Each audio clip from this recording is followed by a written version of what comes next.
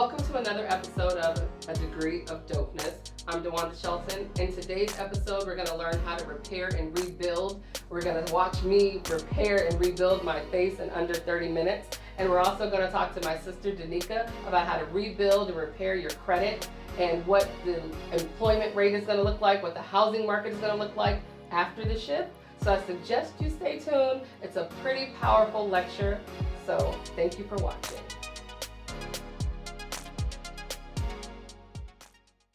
Oh my goodness. Look at my hair, Nika. This is a mess. You said there's a string back here? I got it. No, I never cut it. It came out on its own. My life is ridiculous. I have some questions I say for you today. And you know I have to write on a post-it because I'm so unorganized. Oh, but, okay, so with everything that's going on right now, what do you think I should do considering I haven't heard anything back about my bankruptcy that I got filed in the middle of this certain thing? Should I be concerned? Is there something, that I should do? You haven't heard anything? No, they haven't sent me anything. I don't know if they just disappeared off the face of the earth. One thing I heard was a charge off and then something was supposed to get papers back, but I've never filed a bankruptcy, so I don't know. Well, no news is good news. So, is that what it is? Is that in all of life? Yeah, pretty much. So it's probably just pending, and they'll probably just send you your discharge papers shortly when everybody's back into the office. Business as usual. Oh, so I don't have to pay anything or do anything or follow up? Have you paid all your installments? Yes. Oh, then you're just waiting. Oh, okay. For your discharge. I don't even know what is happening out here in this world because a lot of people are waiting on financial stuff, but I know you just bought a house. How are you buying a house right now? Well, I was in the process of buying a house prior to the virus, so everything we wrote a check a couple weeks before the virus hit, our earnest money, and so we were excited, and hopefully they'll start building soon once everybody goes back to work. Okay. Oh my goodness. Are you excited about like the transition of that after everything, just moving into a new space, a new home? Well, they're building it, so it's going to take some time, but it's delayed some build time, so I think we're going to be off schedule by a couple of months. We're supposed to move in October, and now it's probably going to be closer to December. What about the other people like in the industry? Because I know you process stuff at the bank. At the bank. At the bank? Is it really? I don't know what that is. Like, what does that mean? Like, what do you do at the bank? Like, I know you've done several things over the last couple of years. I've done everything. You've done everything at the bank. I remember you moved to Chicago. Yes. So that way you can work at the bank, the big bank downtown. Yes. So what is this industry looking like right now? Well, right now the mortgage industry's really doing well because at the end of the day, we have our homes, and our homes bring us money. We get equity from them. A lot of people are pulling out money from their homes to survive. Really? Yes.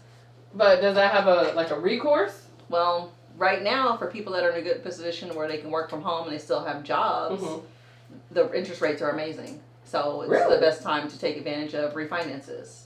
And that's not me selling it. It's just a matter of, you want to definitely refinance and make it worth your while. And this is the time to make it worth your while if you haven't done it. Really? Yeah. Well, what about me? Like, I'm trying to obviously I can't qualify for a house. I just filed bankruptcy. Right. So what can I do now, like in this downtime, that I could do to help rebuild my credit so that way when I do come back and the world opens back up, what can I do to like have it stronger so this won't happen again? Well, you're not really in a rebuilding period. Filing bankruptcy in general is rebuilding. So you really don't need to do much. You just have to kind of wait. And if you're good, you're still employed, you're fine. There's some people that aren't employed right now, so those are the ones where my heart goes out to. I know. But, this is the time to take advantage of putting off everything that you can. Not putting it off, irresponsibly, but calling every creditor and letting them know that, hey, due to this coronavirus, I'm no longer working, or I'm working part-time, or I'm too sick to work. And what they'll do is they'll put you in a forbearance or a deferment, which is basically postponing your obligation. I'm not sure if they're forgiving any debt, but as far as right now, anybody's not in jeopardy of foreclosure. No one's in jeopardy of they're doing a rent hold where they have a cease on eviction, so no landlord can take you to court. Oh. Nope, and every creditor should be working with you. Well, a friend of mine said that his friend got evicted in the middle, but he was behind before. I think that was it. Is there a difference between being behind before this thing started and then you're protected, or is it okay to be like, if this is the first time you missed rent, obviously they're not gonna, do anything because you protected. But what if you was trying to get up the rent last month and you finally got up the rent, like you couldn't get it up again this month because you stopped working? Well, good question. Unless they had an eviction notice signed by the judge saying you're out by, I think the world stopped around March 14th-ish. Unless you had an eviction letter saying you got to be out by March 14th, I'm pretty sure that anyone that is safe after that date. Now, before that date, if the ball is already rolling, you may have to move. But then also a lot of people just don't know their rights. So what should they know? Because I know a lot of people are out here really scared that they will be evicted. Luckily I'm, like you said, still working. So, and I love my landlord, and it's all about my credit for me personally and my honor. Right. Like I don't want to do anything or take advantage of a resource that's available to me when I know this man still has a mortgage to pay. Because this house is a rental. Definitely. So I do my part. I pay my rent on time. Like I haven't been hiccuped, but there are some people out here that have, and they're very scared about what the next step is, like what their credit's gonna look like if they don't pay their rent, or what their credit cards are gonna look like when they hit back in with, So, well, there's all kind of emails going out right now, and if I know a lot of people have not been watching the news, but a lot of the information has come from the news, and it's been basically a national announcement that, for as far as the foreclosures, there's a hold on everything. Really? Car payments. Companies are just sending emails out left and right. All my creditors are sending me emails saying, if you need help, call us. We're here to work with you. Everybody's being so sincere and helpful in this situation because it's never happened before. You would think, right? So call any of your creditors, car payments, house payments, your landlord, anyone. Just let them know I need a little bit more time, or I need to postpone this until another date. Electricity companies are not turning off electricity because of it. Water companies not turning down water. But let me tell you something. My cable company, though, however, has been aggressively pursuing me for bills that aren't even due yet. Well, and it's pissing me off. Like, my bill is due every 8th or whatever it is. They've been calling me on the 1st, talking about, hey, we need your money. Your bill is due. Not till the 8th. Back up. And then when the 8th hits, they're like, your bill is due today. And my bill shouldn't be due today. Because I don't know what it is that they think they can get away with, but right now I'm so mad at some of these businesses that are taking advantage of the missed opportunities of some of their consumers. And these consumers have the right to say, you know what? I see how you handling these people. I see how you're not taking care of individuals, but I can't talk about that subject because as you should be annoyed. However, a lot of companies, even though we don't have to pay our rent. There's rent forgiveness, right? Not forgiveness, rent, everything's on hold for an extended period of time. Say the difference in that. Because I think that's where people are getting confused. They think they have free rent. No. So just because you choose, which you are paying, but if you choose not to pay your rent for 2 months, your landlord also has still obligation to their creditor or to their lender to pay their mortgage. Even an apartment complex. Correct. So they all have someone to pay. So if you don't pay, somebody has to get paid. Yeah. So a lot of these companies, such as your, internet provider that you mentioned, just because everybody's right now there's a hold on everything, doesn't mean that you can't pay. I can pay, but I also have a job, but they don't know that, so I have the intention. I can also not pay. Exactly. So I think they're kind of being aggressive to the people who can pay because they don't know who can and cannot, but they want at least their money because they have to still survive this as well. That is true. So from a creditor point of view, if everybody stopped paying them, we can tank it. Right? Exactly. So they don't want that to happen. So they're just gonna. And that's why I paid it, because I know that other people still have bills to pay. Yes. Whether they're big businesses or small businesses, every business has bills to pay. Correct. So I don't want to bear their costs. And I get it that they're a company and they're a business, but why should I have to bear their cost as a consumer? They expanded. I don't buy stuff before I get an invitation to the party. Like, I'm not going to go buy a prom dress. Well, I did. I did buy like 20 prom dresses once, and because they were on sale, and decided. You did. I remember that. I had all her prom dresses in that closet. I was like, if I ever get invited to an event or a ball, I'll be ready. Well, I learned a very valuable lesson. Go ahead. You never got invited to the ball. I never got invited to the ball. Cinderella never went. I had to give all of them dresses away. Yeah, but it was for a big purpose because you gave it to your student. And I did. I had a fashion show and gave them to my students. Yes, you did. That's why God apparently told me to buy these dresses in multiple sizes, most of them which I could not fit. I'm just buying them up because I thought I needed them. But yes, I just don't want to, we call that just-in-time inventory in business. You buy stuff just when you need it. Mm-hmm. So for these companies that are anticipating all this growth that got hit with this shift, they spent before they earned. Yes. And so now they're stuck holding the bag. So who's going to pick up the slack? It should not be the consumer because you spent before you earned. Well, as you know right now, and yeah. I don't know how much you observe from the news, but their employees are suffering. Yeah. They're letting their employees go because they can't afford the overhead that they've created, and now your job has to go. Yeah, in the last couple days, weeks, which is why I took off, I had to get my time back. People, please be getting your time back because you earned it. And a lot of people are like, oh, you're at home, you're on vacation. No, we're working. Yes. Those of us that are still getting paid right now, we are working. I'm not shaking the mouse. I am working. Intensely working because they're counting metrics. They're counting data. There's still customers that need to be and that too serviced. Because we love what we do. Yes. When you have passion for what you do, it's not work. However, it is still a job at this point because of the pay structure. Definitely. But we know that when we have to do better, we got to do better. And these jobs just aren't doing better right now. Some of them are doing worse. Yes, definitely. And it's very scary for these employees that are out there. So what would you say to somebody right now who is trying to figure out how they're going to get up the rent, how they are going to, push past some financial issues, just give somebody some advice right now, So let me start with, if I was an employed person like myself, what I'm doing, it's kind of business as usual. Just because the world stopped, I'm still earning. So I'm going to still take care of my business and take that opportunity to, if I don't have my savings intact, get the savings intact. And also, since I can pay my credit card bills and all my other creditors, pay those creditors because you may offset the ones that can't pay. Yeah. So make sure you fulfill your obligations. Keep doing it because when this is over and they still open their books on you, that stuff's not forgiven. It's still due. Yes. And for a person that's unemployed, keep your head up, stay strong. You're not the only one, which is awesome because nothing like this has ever happened before, and who knows if it'll ever happen again. But the best thing I have told anyone who's called me in this situation is that you're not alone. You're going through this with everybody else. Make all the calls to your creditors. I know the hold times are ridiculous because everybody's calling for help. Here's what I'm finding out. They're not. They're just telling you they are.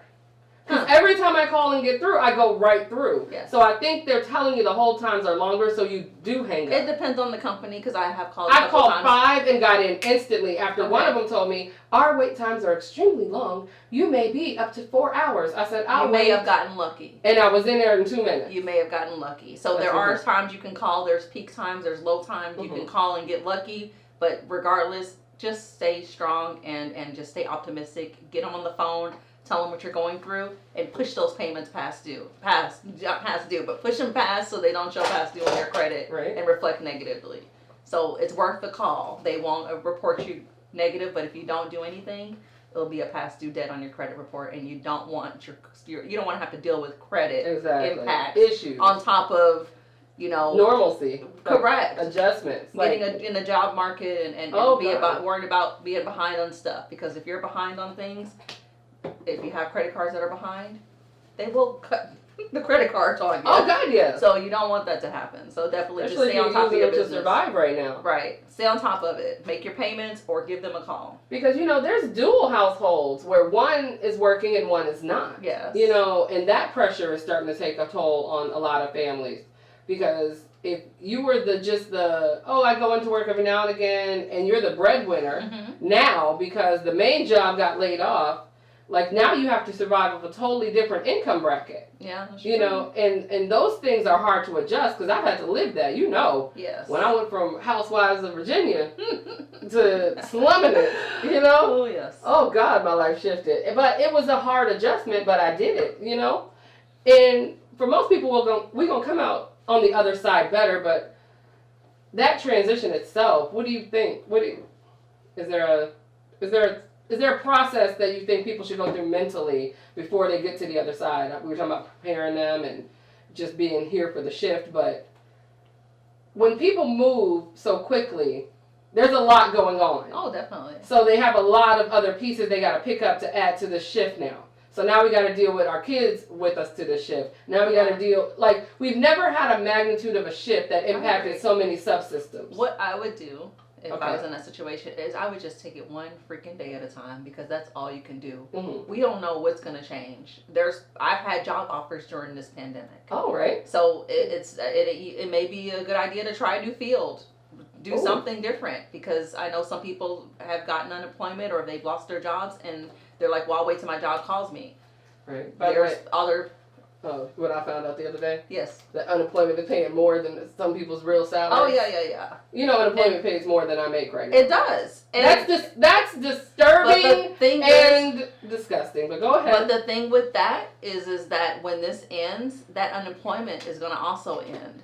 That's not true. Longevity. 4 months of extra income, you're still going to have to make up for it. True. So, and also everybody's not qualified for that extra income. It's if you're in a certain earning profile or earning category, really, where you'll actually get that amount.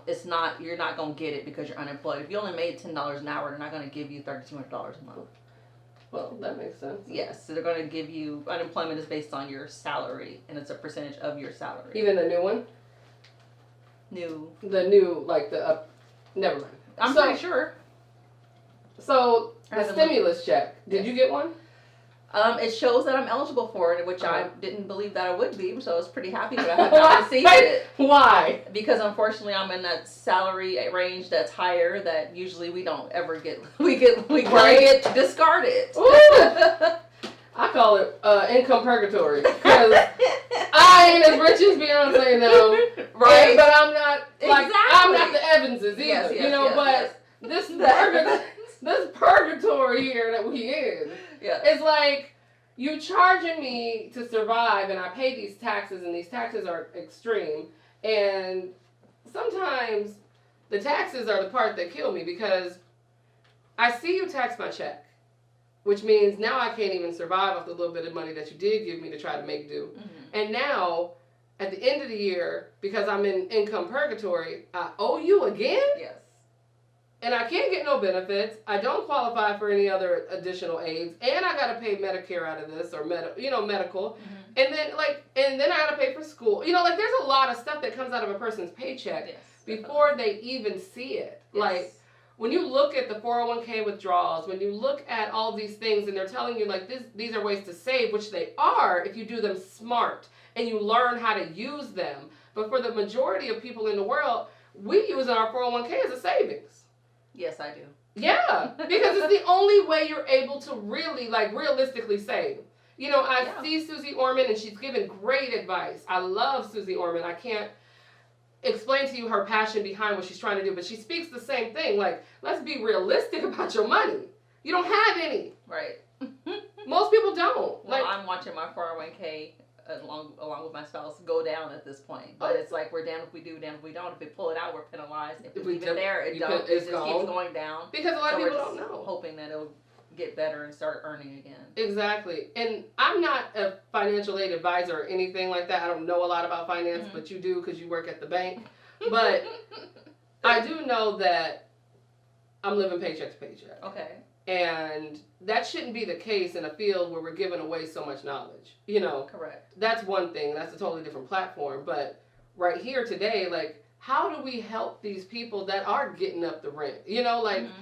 Because I'm paying people too. I don't work social media. I don't know how to work social media. So shout out to Candace and Otis, who are working that social media for me. But they both got laid off of their jobs in the middle of this. So I'm now paying two people to do a job that, one, I don't know how to do, so it's valuable to me, so I'm willing to pay for that service. Right. But I'm also paying them out of the little bit that I'm getting paid from somebody else, Right. And they get a paycheck consistently, because that's how employers should do. And not just if you feel like it, or if you're struggling, no matter what, they get their checks on Friday. Well, just to speak on that a little bit, I was fortunate enough to have a little experience because I've been in the mortgage industry and suffered through the '08 crash, which I talked about before. So I kind of knew that if something, not that happening, but if something so impactful happened again where my income was jeopardized, I would not hit rock bottom and have to live with my mother ever again in life. We know. So living that. I think this is a big reflection period for a lot of people in a lot of America. I'm just like yourself, have contributed to other sources. So because I am being blessed and still employed, I have contributed and paid it forward. So that's great that you've done it as well because it helps. Every little bit helps. But the people right now that are suffering, the best advice I could actually offer them is just hang in there. Use this as a reflection period of how can I do better next time? How can I get my savings together? How can I have, if something like this happens ever again, do I have money in the bank or do I have a line of credit that I can utilize? Anything, but I can't be to rock bottom where I have nothing. So, but also with that being said, unemployment's there. Apply.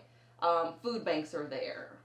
There's various donations and charities that are really helping people. But also this will be over soon, and there are places that are applying. It may not be, if you're a marketing assistant and you want to stay in the same field, you may have to change it up and apply to something else. Not try saying something new. Right, try something new because there's lots of companies hiring right now. Oh God, yeah. So just do something, but also just stay optimistic, and you'll get through this. But we're here to help if anybody needs any information or any assistance as far as what do I do because I just don't know. Yeah. I'm here to answer any questions.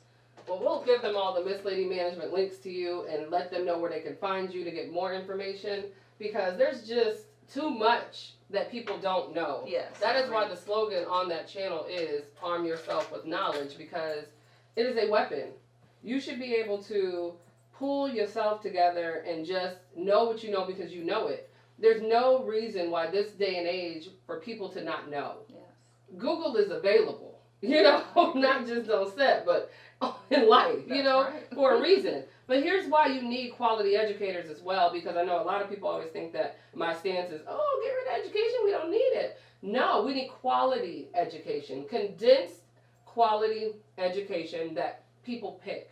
And people need to pick this. And a lot of times in their class programs or whatever, they may want to mix up their lessons. They may want to learn, finance along with videography, along with business, because you need to learn how to finance your business if you're going to be a videographer. Definitely. Stop picking people's degrees because that's really where it is. But if you get yourself in front of a great financial advisor, even we talk about mentors, get yourself a virtual mentor, somebody that can guide you. You can I look at Susie Orman all the time. I may not know all the phrases, but I can use Google to cross-reference what she says if I don't understand it. But I can also go back and watch all of these videos on YouTube, the same way you guys are probably watching some of these videos on YouTube. Or, find yourself someone to guide you through the questions that you don't have the answers to.